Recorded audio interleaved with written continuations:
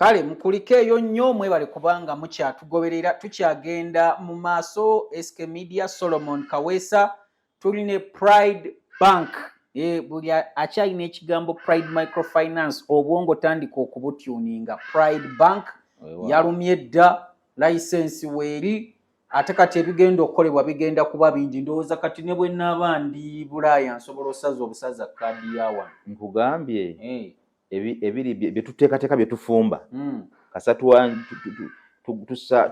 tusika akatimbe bwe tuti now Pride Bank bannayuganda basuubire biyitirivu. Tugenda kweyagala products genda kweyongera, internet banking, buli kimu n'okwongeza ku matabi. Amatabi technology watuuse kati amatabi tugenda kuba tugatunuulira bugagaziyaako kuba tulina kye tuyita contact offices zetuli mu kugaziya tuzifule full branches. Nate tugenda kwesiba nnyo mu technology. Esimu eno nga branch yo beera nayo loan ogifuna deposits osavinga buli kyoyagala okikola. Nolaba already mukyali Pride Microfinance naye era loan nsobola ogifuna. Loan ogifuna app yaffe kweri buli kyoyagala okikola. Nabira abadde weewaawo bintu binaaba byamalala bwe bityo. So bipya ki exactly omuntu mu nkyukakyuka wano mu loan zaffe zino ez'omuntu wa wansi zino zigenda kusigalawo? Yes, tulina omulimi yo tetwandyagadde ekwatweko school fees loan ewe mugikwatako tujja kwekalakaasa. Yes, ate kati ffe tulina ebyenjawulo bingi. Tulina loan eza group. Omuntu wa wansi ddala atalina musingo gwonna. Faabo mu katale eri tutunda nnyanja. Mwekola mu kibiina kyammwe nga mugamba leero tuwe ono tuwe oli tuwe n'oli. Basanga nnyo mu butale. Bwe batasasula ffe ab'ekibiina tujja kukola ki? Tujja kusasula. Okay. Eyo enkola etuyambye okutuuka ku muntu wa wansi. Kuba ekigendererwa kyaffe nga Pride bwe kulaba ntukyusa embeera z'abantu n'obwegendereza n'obuvunaanyizibwa. Mu lufuutifuuti mugamba transforming lives responsibly. Temumunyigiriza namwe temunyigiriza. Kati tulinayo omuntu wa wansi bw'ojja ogamba nti omusingo gulwaga sigulina. Naye nga basobola okwewera mu bibiina. So wali tufuuka Pride Bank, group loans zisigalawo. Tulina kye tuyita community banking. Ogenda mu byalo eyo wala we reach out. It's a reach out product. Ogenda mu byalo eyo. Ekiboge waffe. Kati ova ku bank enja tulina ba officer baffe avuga pikipiki n'agenda. Banka n'agikolera eyo ne basavingira eyo ne bafuna loan eyo tebajja wano. Ekimu ne kiggwera eyo. Mu bufunze mwe mulinganga abaagala okukola small circles mu bantu naye nga ziri affiliated to the bank. Sort of naye nga ebibiina ebyo bayina kye bayita okwesigaŋŋana. Guarantorship. Buli muntu agamba ono bw'atwala bambifuba osasule. Nawe twala naye fuba osasule. Kwega omuntu n'atafuna nnyo n'atya banka n'agibeeramu oluusi mu butamanya naye nga mwali. Exactly. Kati ffe ekyokufuuka banka ekigenda tujja ku muntu wa wansi. Kubanga awo kyekyatutonderwa kukwata ku muntu wa wansi. So loan zaffe za group zigenda sigalawo, community banking zijja sigalawo, omulimi. Nze ne kakati nkyewuunya banka ezitaba balimi ssente. Ajje ziri. Kuba bw'ozibiriza amaaso bw'oti n'ogamba ensi eno yandibaddewo etya nga tewali mmere. Ojjukira ono economist gwe bayita ndowooza kati mugenzi Thomas Malthus yakola Malthus theory. Eyagamba nti omuntu speed kwazaalira esinga speed kwalimira emmere. Ate nga yali mutuufu. Omuntu speed kwazaalira esinga speed kwalimira emmere. Ne wano mu Uganda bw'okiraba mu masomero abaana bakola agriculture bakendedde. Bakwacha professionals bakendedde. Abantu bakyagala genda mu buli amala okusoma agenda kusaba mulimu gwa ttaayi. Kituufu. Kati bakadde baffe abali eri abalima be batono ate balimira abantu abangi. Kati mu kubayamba okwongera ku bungi bw'ebyo bye balima mulina obbawa ssente. Obbawa ssente bongeze ku sayizi ettaka lye balima increase production ate ne productivity gwe mutindo. Nti omutindo n'okukozesa ettaka eryo obulungi nti mwe basiina bigimusa we nandijja ensawo za kasooli 15 mu eka yinza okugjayo ensawo 8. So singamba nina ebigimusa nenteekamu ssente njafuna ensawo zo 15. Ekyo tukiyita productivity. nade production nja kuongeza ku bunene bwattaka kwennima. So tutunira ebintu ebyo bibiri. Kati olw'ensonga ntuwa abantu abo ssente batuyamba okuliisa nze naawe batudde wano mu office. Nina manager wa bank omu yannyumiza nga tunyumyamu byafaawo. Nammwe ng'ewammwe abalimi temubettanira. Ebintu by'obulimi ebyo biri risike. Siso niyinza okerayo n'emusala yonna n'atabazaayo yadde akantu. Mazima. Nakubisaamu enkuba ey'omuzira etonye twamuwa ssente zaffe n'ekuba ennimiro yonna. Ffe tuddukira wa? Kakati ffe wano mu Pride bw'obanga oyagala okwebuuza ku kibayita omulimi tumuwoze tutya? Oyo mukwano gwe wa banka mugamba ajja atwebuuzeeko. Era alabika ayina. Tukiwangaaliddemu nnyo era tukyenyumirizaamu nnyo. Lwaki? Omulimi onosooka n'omusomesa. Tolima ffa. Londa ekirime ky'omanyi nti 1 kirina akatale. 2 tekirumbirwa nnyo ndwadde. Ne bwe ziba zirumbye tezikosa nnyo, impact si y'amaanyi. 3 nti abantu abettanira ekirime ekyo okuva ku kwakirima akitambuza akisuubula akikyusa omutindo n'akiweereza ebweru export bonna mu chain mwebali tukiyita value chain analysis olabe nti ekirime kyendimu kirina gyekiraga nti ng'emmwanyi yo ekyo kiri direct nguzo noono n'awooli. Kati nomanya nti enterprise gyendimu kuteekamu ssente emalako. Kakati ebyendwadde kibuyaga omuzira okuba tukolagana ne insurance companies. Era insurance companies bwe tufuna obuzibu obwo bw'omuzira tubategeeza mu budde n'obategeeza mu budde customer yasasula insurance policy ye. Osobola osasula policy eyagamba nti singa mba nfudde loan insurance egisasule. Oba singa ebirime byange bifunye obuzibu insurance encompassing ekyenkanankana ne kyennandijje mu nnimiro eyo singa season yali nnungi. So tulina crop in the field insurance ebirime ebiri mu nnimiro ate naawe obulamu bwo singa looni osinga oba ovuddewo looni okutambula ate naabeewaka ne batabatawaanya nti muve wano yasingayo ekyapa looni emulemi. So insurance yekola ki? Naye nga ne insurance tennatuuka omulimi mulage kyalina okukola muyigirize mwagazisa okukolagana n'abalimisa muyigirize birime eki ebyettunzi ebitakosebwa nnyo musana ebitakosebwa buuka ebitakosebwa mbeera ya budde ate nga birina akatale n'abantu bangi ababitambuza mu value chain yaabyo. Kati awo bw'obanga omugayidize bulungi ojja kunyumirwa agriculture. Ate bw'oba owola abalimi omulimi muwole okusinziira ku sizoni ye. Tomulwisa kumuwa ssente zimuwe mu budde. Buli lw'olwawo sizoni n'emuyitako eyo loosi. Bw'oba omuwa ssente muwe ssente ezimala projekiti ye. Bagamba batuwe loan budget. Buli lw'omuwa ssente nga budget temala tulinayo banka asabye miliyoni tumuwaana. Yo yekusalirawo. Naye hayina formula lwaki agamba kuwaana. Asabye miliyoni 5 tumuwe 3. Kanabazi customer bakimanyira mu 20 banka bwogisaba 3 ekuwa 2. Akasabe 8. So tukusaba loan budget. Loan budget yeyo ne tugiyitamu tulaba nti ddala esaanidde.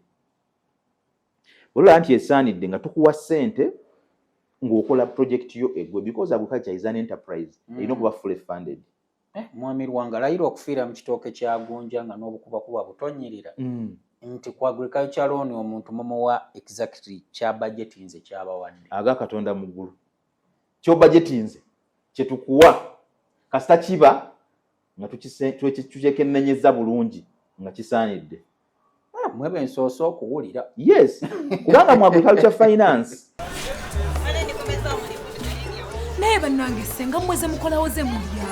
Bannangani. Olira naawe okikola otya? Bwe ne bawo nga mulina embeera z'ekigagga. Pride Akiba Savings Account. Yetufudde abagagga. Tuzikuŋŋaanyiza okwo bwe ziwera nga tukuza bizinesi. Naye bannange senga. Mwami, mujje tugende. Leero temundeka. Oli goberera. Kuza Savings Zone ne Pride Akiba account. Pride Microfinance, your growth is our pride.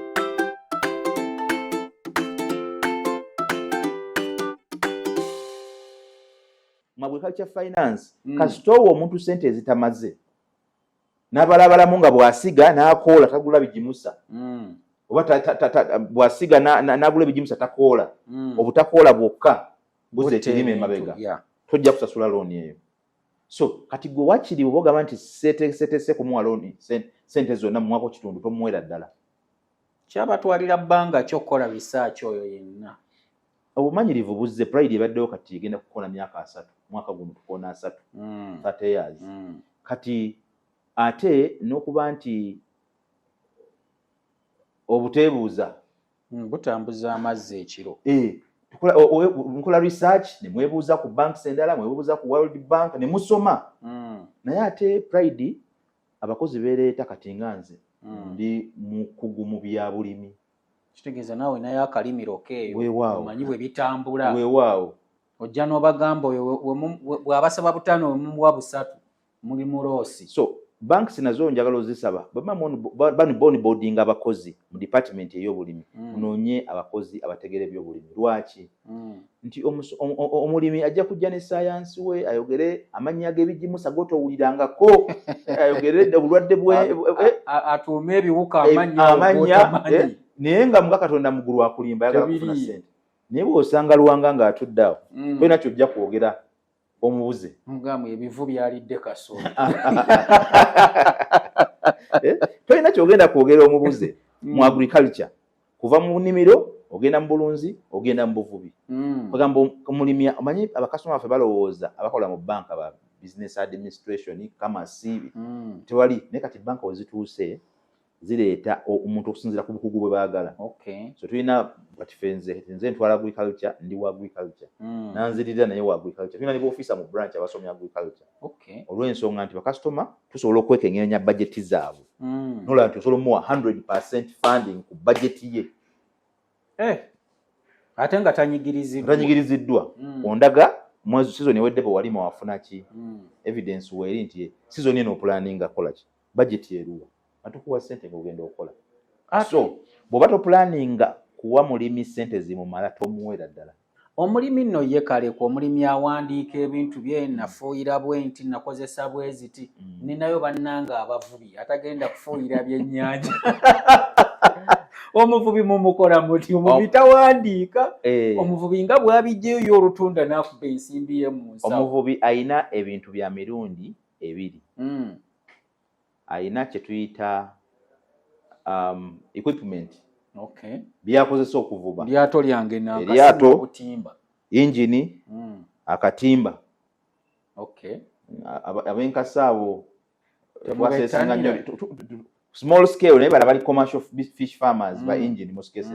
Bogenda ku mwalo nosanga omugagga ng'agwadde amato nga 50 sente gagende mu makati galeete ebyennyanja. Okitegeera kati abo bayagala maato abayagala engine eziwerako n'obutimba. Kati those are equipment items. Finance those ones. Kati no financing no Solomon Kaweesa ayagala capital okusobola ebyennyanja ku bavubi. Waliwo omuntu nga yabigula bituse ku lukalu ne wabaawo omulala nga yawa abavubi ne bagenda mu mazzi. Abagulira amaato engine buli kimu ne bagenda namuleetera n'atikka ku vans ne batwala ku factory. Ne wabaawo n'abisuubulira nga bituuse.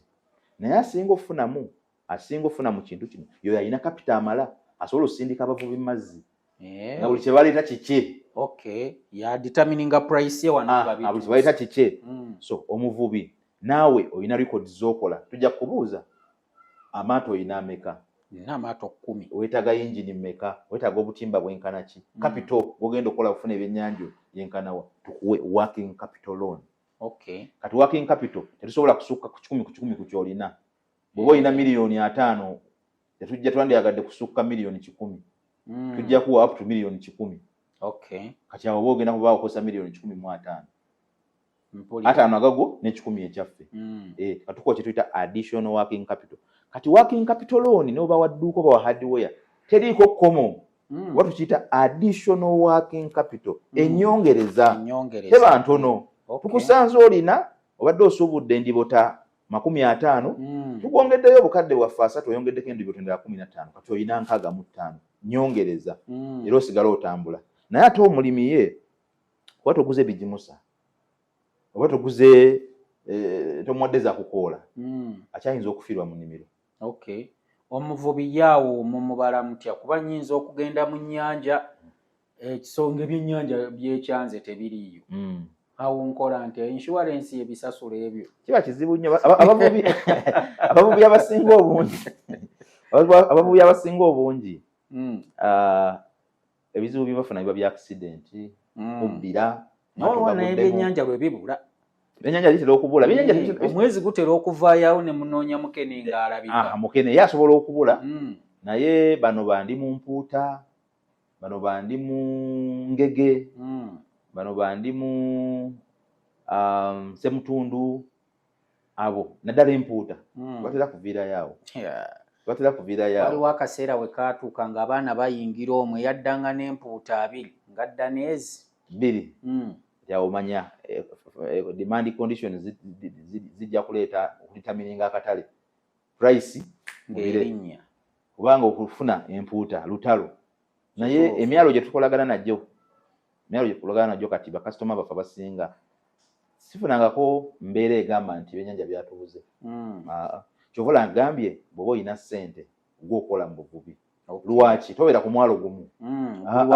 osuula bwe bigaana eno eri bijja kujja mu mbeera ng'eyo ey'abantu okugenda nga beewola batya okwekulaakulanya nga oluusi enfuna eba ntono kuba naye mwagala ate mumusikeko ku mukono omuntu wandimwadvisinza atya yeteekateekera atya okusasula ssente ezo eziriko amagoba ago ng'aga bbanka kuba si biri nti ozze wange nkuwoze nsuubire ezo ezimu awo nkola ntya kati nina okufunamu ate nammwe mwagala okufunamu era njagala nkutegeeze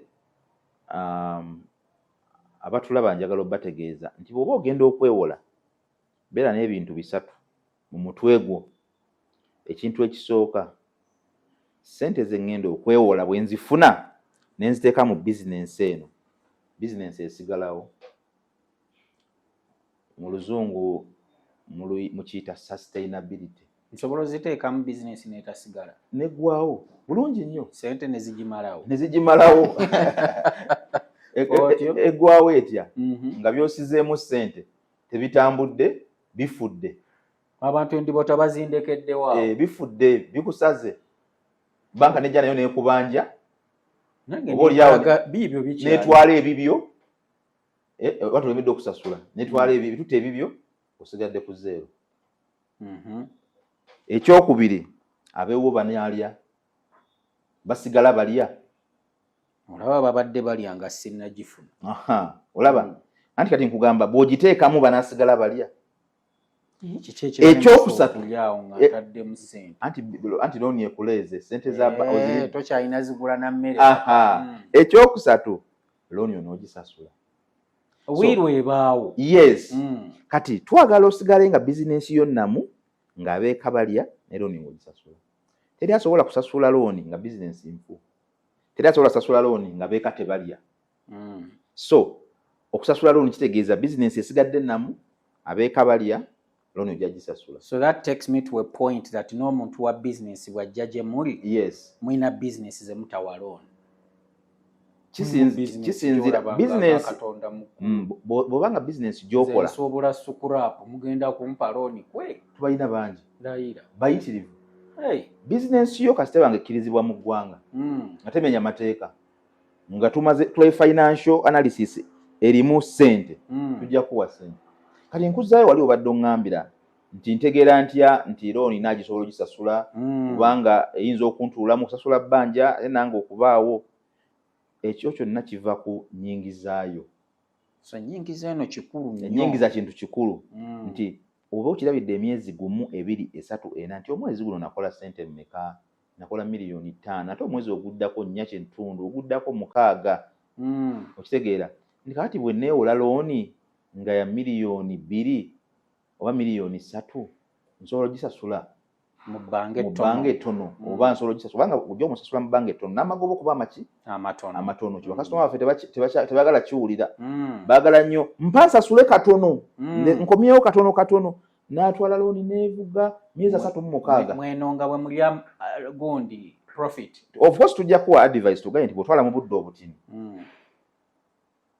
okekkereza amagoba tegagenda mangi naye ate bw'otwala mu bbanga eddene gajja kuba bangi nze saagala pressure kansasula ezo atugamba naye kyosalawo kasitoma ye mukama waffe era tukuwuliriza nnyo gwe kyotugambye. Waliwo banka nga yebyo tebabikunnyonnyola era bo nga baŋŋamba akakodyo kaabwe bujuko ffe tukuadvisinga na kutwala budde buwanvu ffe tusigale nga tufuna. Akati waliwo akatabo bakayita emize omusanvu egy'abantu abasukkulumye oba bakoze obulungi. Egimu ku mize egyo omuze bagwakuna gugamba mu Luzungu gugamba think win-win. Lowooza ku Kaweesa ne Kaweesa alowooze ku Lwanga nti onaafuna n'onaafuna.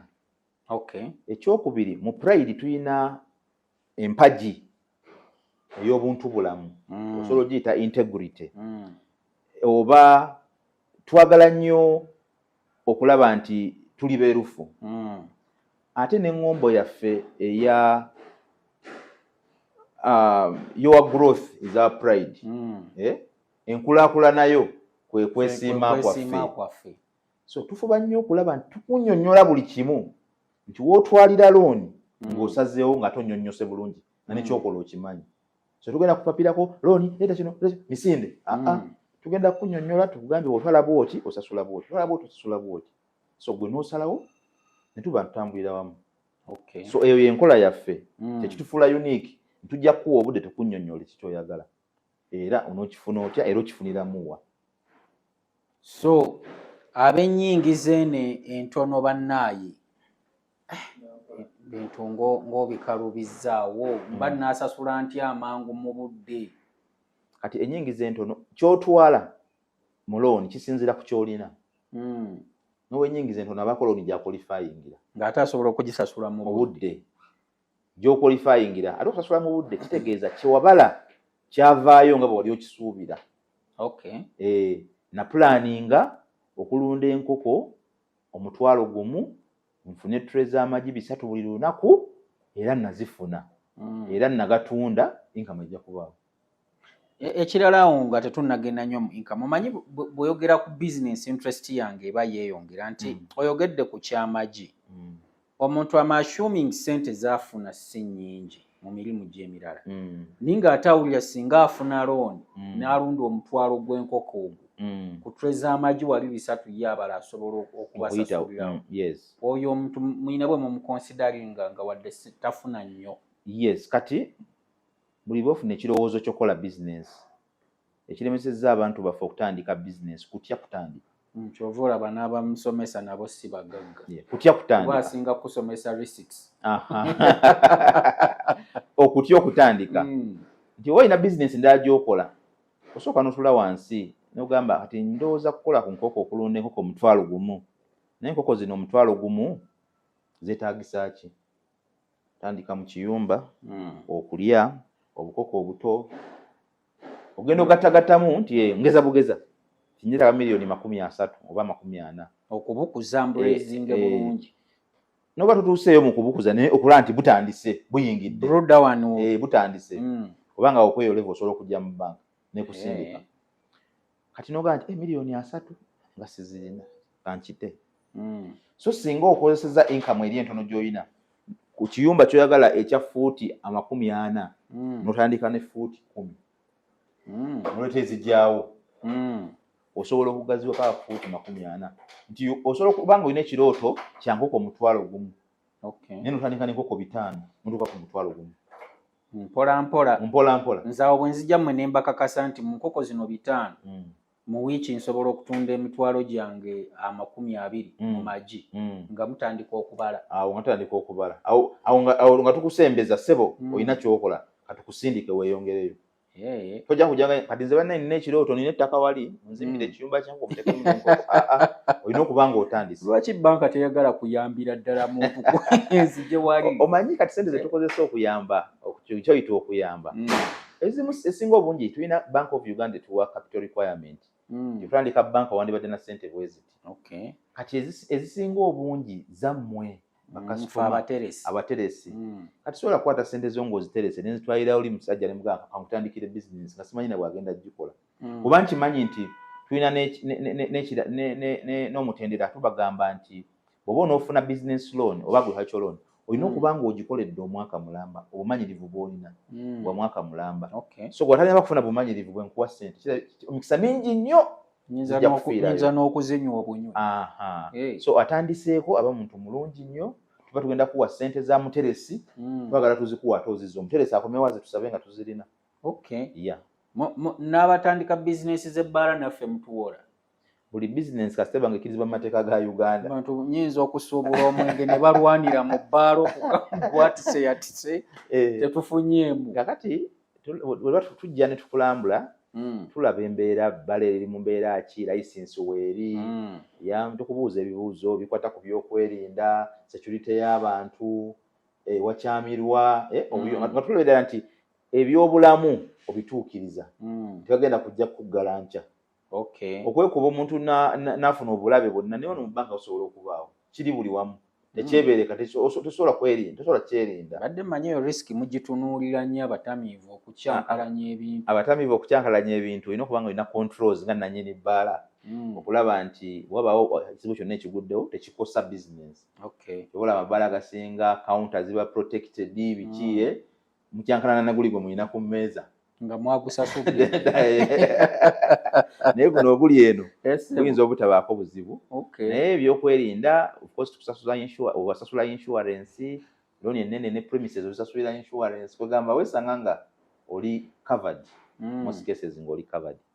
So byebyo ku business sandyagadde muntu yenna atye kwewola kasitooba ng'olina kyokola ekivaamu ssente ng'okitunuulidde okumala emyezi egitaka wansi wa 6 olaba income ejja ate nga business gw'ogirimu. Weewola kuwa mulala kukola awo tojja kumanya ayinza obutamanya pain gye wayiseemu funa ssente ezo n'azijajamya gwe oli eno ku pride oli mu office weetolola katebe eri ssente ze weewoze bazikuba kigwo. Kanzireyo wali eri ku school fees kuba ndooza abantu balinawo interest nnene mumpa bbanga ki okusasula ssente zammwe nzimaleyo? Kati school fees etera kuba myezi 6. Myezi 6. Naye ojja n'ekizibu n'otugamba bannayinza emyezi 6 mwandinyongeddemu mumpa omwaka ku fees. Gyandibadde myezi ogamba nti nze ono omwana yasembayo nsasula tuition yesembayo bagala miliyoni 3 naye gisasulira mu myezi 8 myezi 10.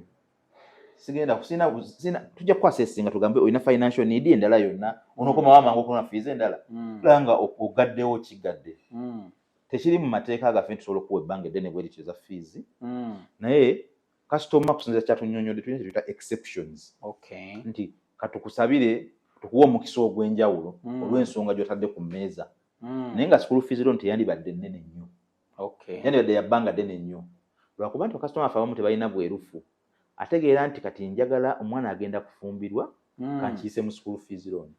Ogenda kulanga ssente zaasaba tezikwatagana na fees zasulwa mu ne bw'oba osoma masters kati omugamba nti ate kati abaana kyobola tubasaba nnyo ebikwata ku baana leeta lipooti y'omwana ey'omutamu ewedde leeta the bank slip oba sacula. Oba lwaki mwe temusasula direct ku ssomero? Awo wabaawo risiki ey'okugamba nti essomero tufuse ba third party ate tusasulira muntu mulala. Essomero liyinza okugamba omusajja ayinza okyegaana naga bali be basasula nti mwe mumanyi bwe nkolagana yammwe ne banka naye wano bwe tuba tuziwadde gwe tuteeka ku akawunti yo kituyamba okuzifollowing. Gwe tusasula byonna agule ettaka agule emmotoka oyo tujja kusasula atunda oba tumanya ekyapa akikyusizaawo ate n'akituwa ne tukitereka. Yes. Awo muli bagezigezi.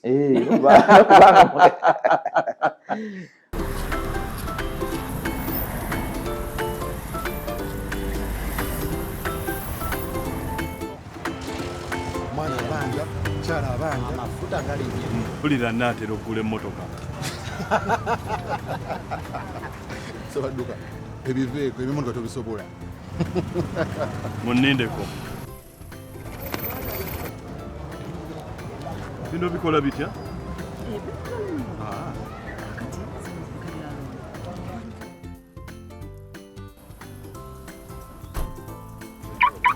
Gwe Sebadduka yaguze emmotoka. Sebadduka sente wazijjeewo. Kyusa level ne Pride Microfinance. Funa Pride Business Loan leero okulaakulanya bizinesi yo. Pride Microfinance, your growth is our pride. Mwami Lwanga, Sebo. abantu basiibule bannaayo bajjukize n'ebya banka. Ebya banka. Okay. Abalabi baffe ntwala omukisa guno okubebaza olw'okufisa akadde okutugoberera n'okuwuliriza programu eno.